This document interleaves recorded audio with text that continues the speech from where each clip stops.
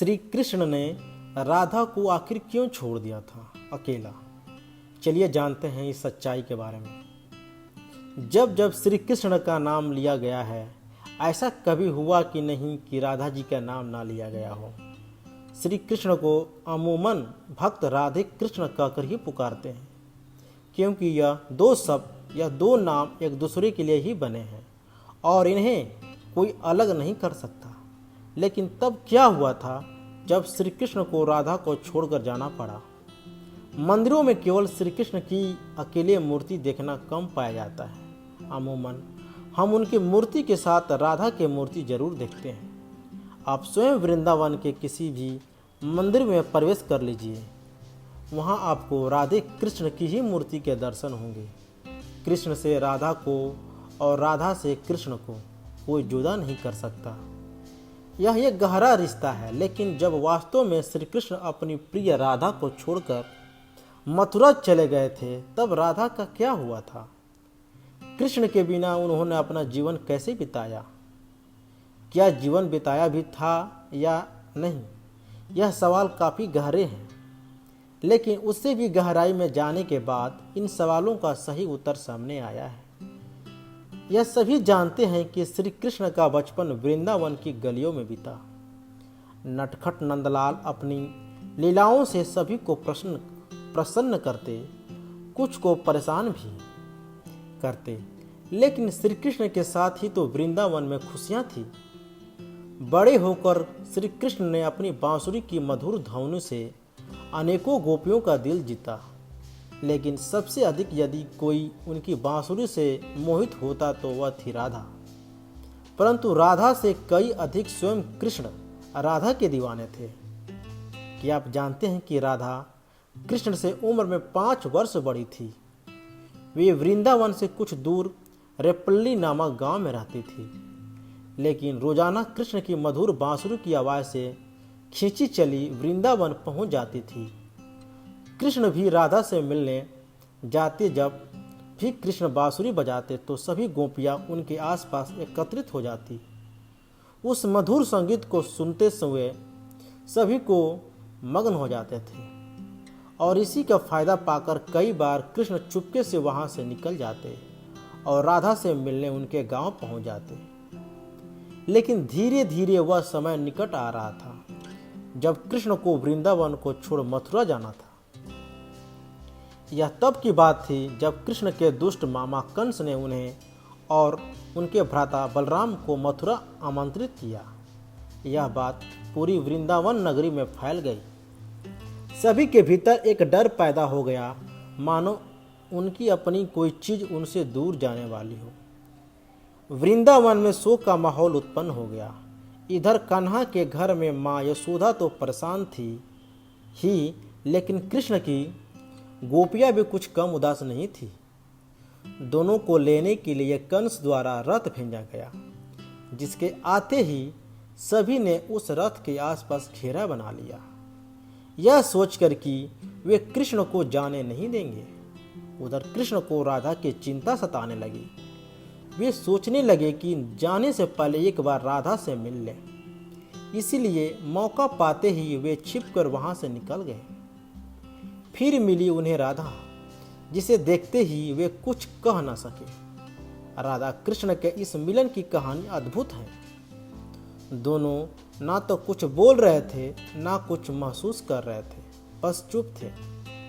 राधा कृष्ण को न केवल जानती थी, वरन मन और मस्तिष्क से समझती भी थी।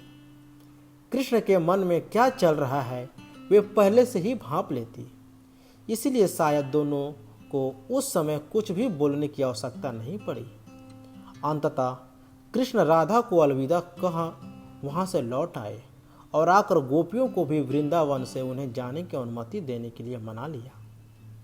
आखिरकार वृंदावन कृष्ण के बिना सूना सूना हो गया। ना कोई चहल पहल थी और ना ही कृष्ण की लीलाओं की कोई झलक। बस सभी कृष्ण के जाने के गम में डूबे हुए थे। परंतु दूसरी ओर राधा को इस बात से कोई फर्क नहीं पड़ा रहा था। लेकिन क्यों? क्योंकि उनकी दृष्टि में कृष्ण कभी उनसे अलग हुए ही नहीं थे। शारीरिक रूप से जुदाई मिलना उनके लिए कोई महत्व नहीं रखता। यदि कुछ महत्वपूर्ण था तो राधा कृष्ण का भावनात्मक रूप से हमेशा जुड़ा रहना। कृष्ण के जाने के बाद राधा पूरा दिन उन्हीं के बारे में सोचती रहती थी और ऐसे ही कई दिन बीत गए। लेकिन आने वाले समय में राधा की जिंदगी क्या मोड़ लेने वाली थी, उन्हें इसका अंदाजा भी नहीं था। माता पिता के दबाव में आकर राधा को विवाह करना पड़ा और विवाह के बाद अपना जीवन संतान तथा घर गृहस्थी के नाम पर करना पड़ा। लेकिन दिल के किसी कोने में अब भी वे कृष्ण का ही नाम लेती थी। दिन बीत गए, वर्ष बीत गए और समय आ गया था जब राधा काफ़ी वृद्ध हो गई थी। फिर एक रात वे चुपके से घर से निकल गई और घूमते घूमते कृष्ण की द्वारिका नगरी में जहाँ पहुँची। वहाँ पहुँचते ही उसने कृष्ण से मिलने के लिए निवेदन किया, लेकिन पहली बार में उन्हें वह मौका प्राप्त न हुआ।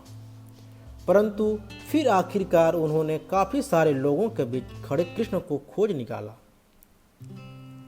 राधा को देखते ही कृष्ण के खुशी का ठिकाना नहीं रहा।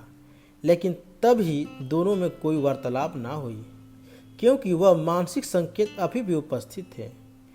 उन्हें लफ्जों की आवश्यकता नहीं थी। कहते हैं राधा कौन थी, यह द्वारिका नगरी में कोई नहीं जानता था। राधा के अनुरोध पर कृष्ण ने उन्हें महल में एक देविका के रूप में नियुक्त करा दिया। वे दिन भर महल में रहती, महल से संबंधित कार्यों को देखती और जब भी मौका मिलता दूर से ही कृष्ण के दर्शन कर लेती। लेकिन फिर भी ना जाने क्यों राधा में धीरे धीरे एक भय पैदा हो रहा था, जो बीतते समय के साथ बढ़ता जा रहा था। फिर उन्हें फिर से कृष्ण से दूर हो जाने का डर सताता रहता।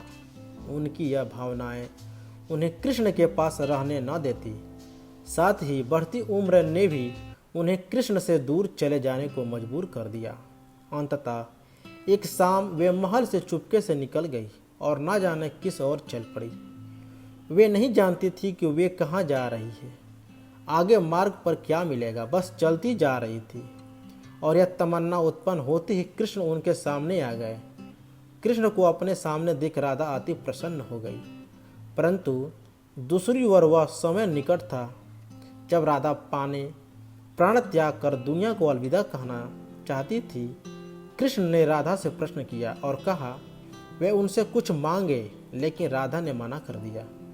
कृष्ण ने फिर से कहा कि जीवन भर राधा ने कभी उनसे कुछ नहीं मांगा, इसीलिए राधा ने एक ही मांग की कि वे आखिर बार कृष्ण को बांसुरी बजाते देखना चाहती थी।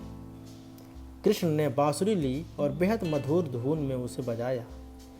बांसुरी बजाते बजाते राधा ने अपने शरीर का त्याग किया और दूसरों से और वे दूसरी दुनिया में चली गई।